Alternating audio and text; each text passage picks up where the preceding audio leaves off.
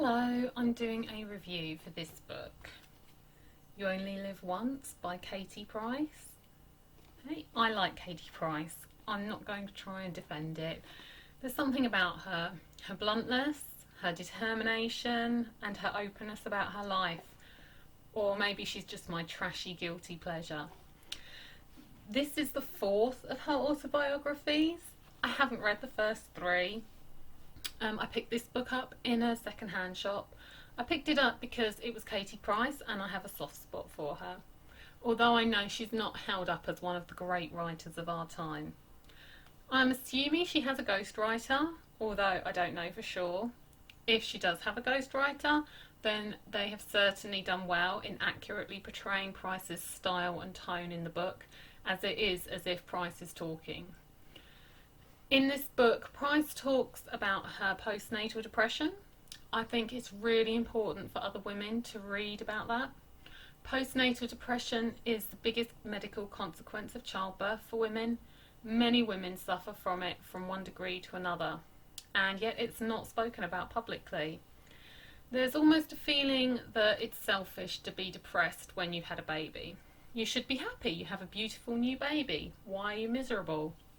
Women are even denigrated for taking their holiday when they have a baby. Of course, the situation is a lot more complex than that. And women are not given anywhere near enough support in motherhood. But it's still rarely publicly acknowledged. So thank you, Price, for talking about postnatal depression so openly. Price also talks about having a child with disabilities. And I think this is also really important to be in the public arena. I've got a number of friends whose children are on the autism spectrum, as well as having other disabilities.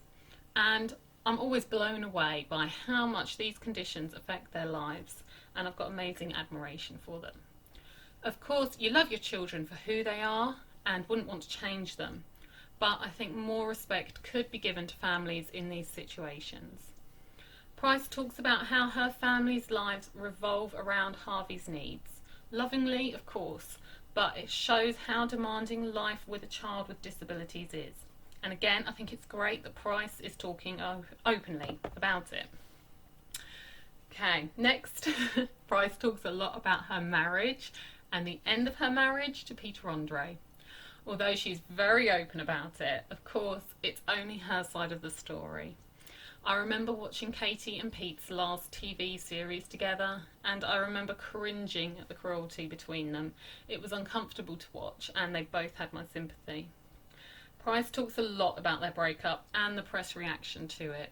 Although I do think she was treated unfairly, she does go on a bit, as she felt the need to justify every point. I suppose it was still fresh in her mind when she wrote this book. Lastly, Price talks about meeting and marrying Alex Reid. It was certainly a whirlwind romance. I felt that Price was quite rose-tinted about Alex. No doubt in the next book she'll have a very different perspective. So You Only Live Once. It's not an amazing piece of literary work, but did it hold my interest? Yes. I appreciate it for what it is. It's easy to read. It's about a celebrity I'm interested in, and there were a few new insights in there that I didn't already know. Great. Would I read any of Katie Price's other autobiographies? You bet. Okay, thank you.